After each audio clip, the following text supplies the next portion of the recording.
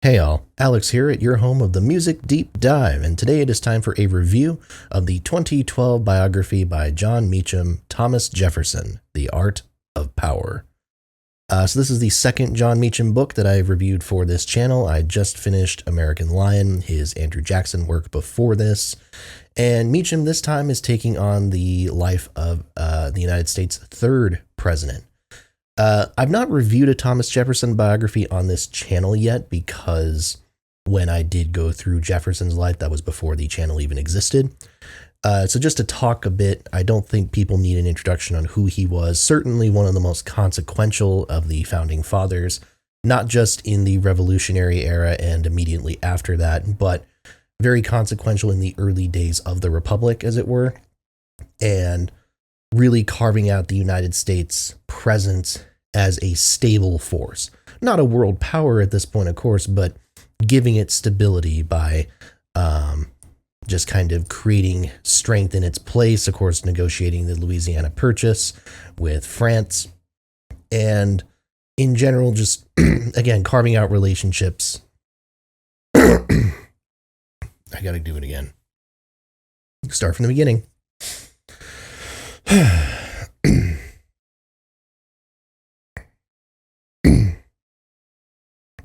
Hey all, Alex here at your home of the Music Deep Dive, and today it is time for a review of the 2012 biography by John Meacham, Thomas Jefferson, The Art of Power.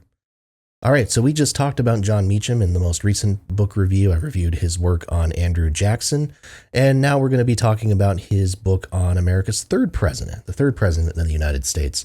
I don't think I need to spend too much time introducing Thomas Jefferson, certainly one of the most consequential founding fathers, not just of the Revolutionary era and the immediate aftermath of that, as the writer of the Declaration of Independence, first Secretary of State, etc., but later on as the vice president under John Adams, and then, of course, as the two-term president that he was.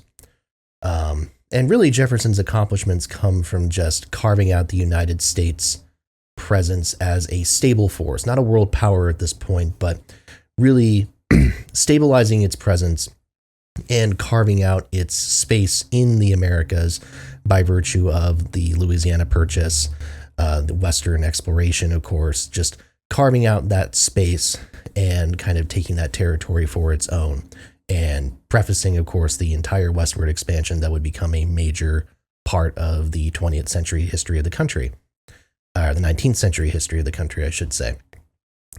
This is the first Jefferson biography that I've reviewed for the channel. I did review some others before the channel existed, or I did read a few others. The 6-volume history by Dumas Malone. I did, in fact, read all of those. They sit somewhere on my right side over on this bookshelf over here. And Pulitzer Prize winning, I mean, a massive undertaking of a book series, has not aged super well necessarily as far as research and its take on certain situations, certain parts of Jefferson's life, namely the Sally Hemings affair. Malone's very dismissive of that, believes that it was just a political accusation, of course. But overall, impressive for what it is. And then the one that I preferred, certainly as a more modern take on Jefferson's life, was the John Bowles biography, Jefferson, Architect of American Liberty. I thought that one was very effective, especially as a single-volume book in understanding Jefferson as a politician and as a leader and as a person. And I think it does a really effective job of that. Now, that Bowles biography came out a few years after this one, if I'm not mistaken, so Meacham really has kind of, not first crack, of course, but, you know, a interesting position here to try to recalibrate and reassess Jefferson's life with modern eyes. And, you know, I was not in love with his work on Andrew Jackson. So what I'll say about the Jefferson biography by Meacham is this. It is better, certainly. I think this is a better, a more complete, a more effective biography. It feels like this one actually has some sense of purpose. I will say, to start off with the things I'm not as big a fan of, I do think it suffers from some of the same gripes that I personally have with the Jackson one. Meacham, again, comes across as someone who doesn't really want to upset anybody. He seems very interested in playing very neutral ground. And that comes across in how Jefferson is portrayed. Now, again, it's not a puff piece. Meacham is not here to pretend as though some of Jefferson's transgressions didn't happen. He also doesn't spend a whole lot of page space talking about them. Again, I will use the Sally Hemings example because that is the one that has sort of etched itself in the annals of American controversy and American scandal. Meacham spends a little bit of time at one point, like about a third of the way, maybe close to the halfway mark of the book, talking about the Hemings affair, going over it. I mean, grappling with it morally, right? He's not glossing over it in the sense of trivializing it, but he doesn't give it much time. And then you have like scattered mentions of it throughout the rest of the book. And then he kind of talks about it a little bit towards the end. And his kind of thesis statement, which again, I think is where this book gets some of its motivation from, the reason why I think this is a more targeted and decisive work of biography than the Jackson one, is Meacham's perspective seems to be that the Sally Hemings affair and the sort of backlash against that, which, you know, really you start seeing in like the 90s and onward, has really tanked Jefferson's public reputation in a way that Meacham thinks is kind of unfair and not necessarily seeing the full picture.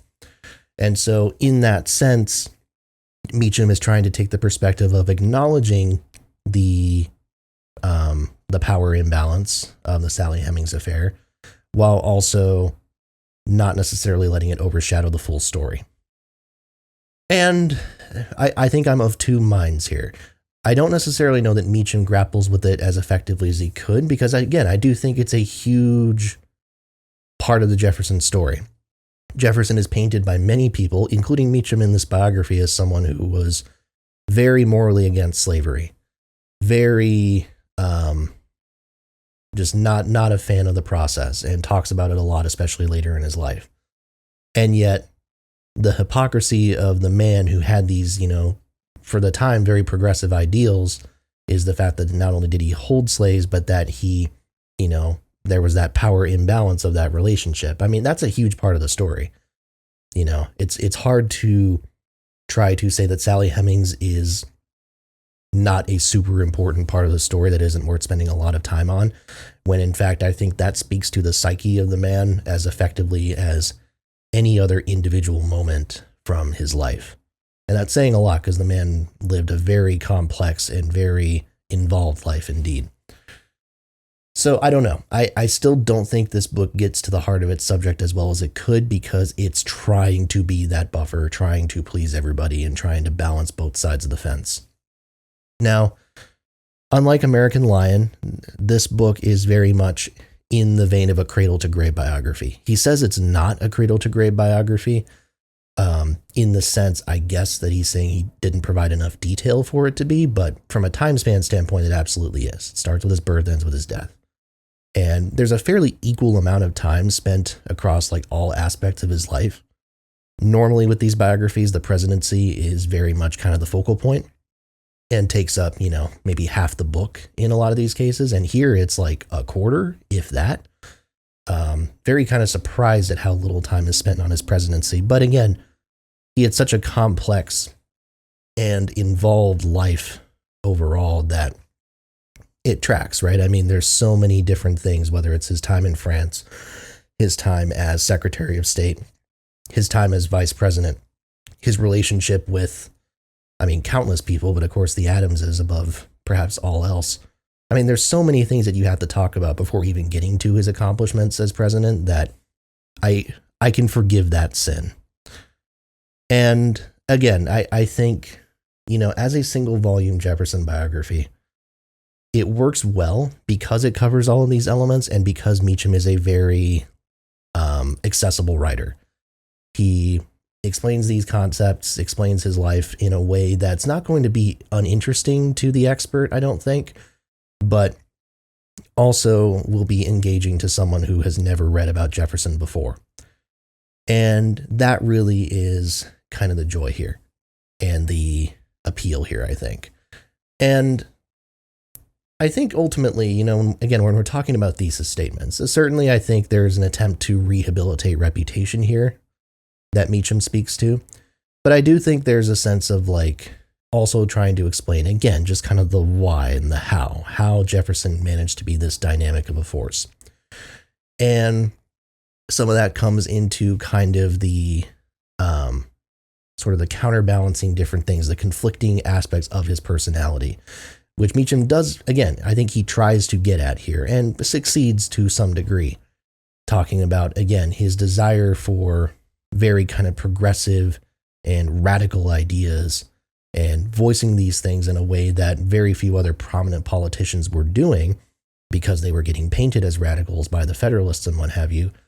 But also, again, you have that kind of much more conservative, much more hesitant, more maybe belligerent side of himself that didn't necessarily push things as far as they could. Like, as Democrats go, Democratic Republicans of the time, he was not one of the radical ones.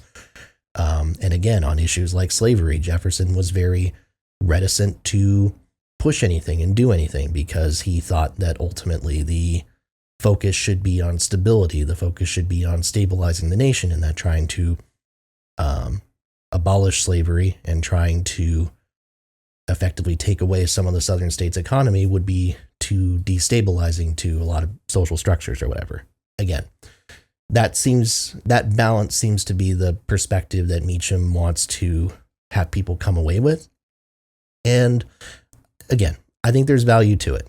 So I recognize that this interpretation is probably going to be construed by some as a leftist social justice, I guess, perspective, saying that Meacham's not being hard enough on Jefferson for his transgressions. But again, I think if we're talking about the character of the man and the psyche of the man and these things that made him tick, I think this book still comes away whitewashing things a little bit too much for my liking.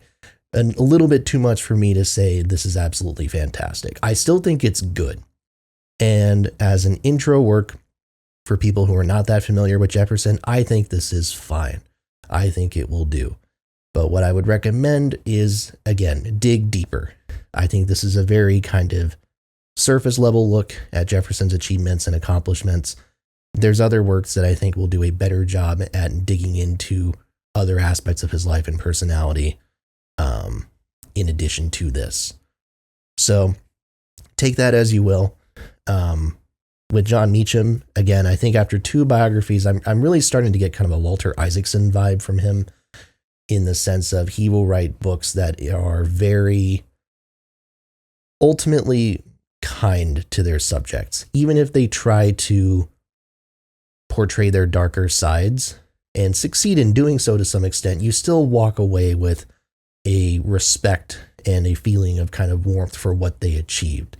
It's the same as Isaacson's biographies, and I've read numerous of those, and he's a good chronicler of history, and he's a very accessible writer, but it's the same type of thing. Even with his biographies about people like Steve Jobs, even though Jobs comes across looking like an asshole in some of those scenes, you still walk away ultimately with the respect from him. That assholery is not necessarily the dominant part of his character, because that's not really what Isaacson wants to emphasize. And I get the same kind of sense about John Meacham here. I'm still curious to read Meacham's take on Lincoln, which is the next one that I have kind of coming up here. It is the highest rated of any of his books on anywhere, so I'm optimistic that it will be good. And I do think if there's one president that does deserve that kind of reverence for the most part, it probably is Lincoln. So we'll see. Maybe this biographical style will translate better to a less controversial president. Time will tell. But again, The Art of Power for Thomas Jefferson, it's good. I would recommend it to people who are not familiar with Jefferson, but if you've already read some stuff about his life, I don't think this will add too much of value to it. With that, I want to say thank you all so much for watching. Please make sure to like, comment, and subscribe. As always, more reviews are to come. Make sure to hit that bell for notifications and tell a friend as well. Thanks a lot, and I'll see you next time right here at your home of the Music Deep Dive.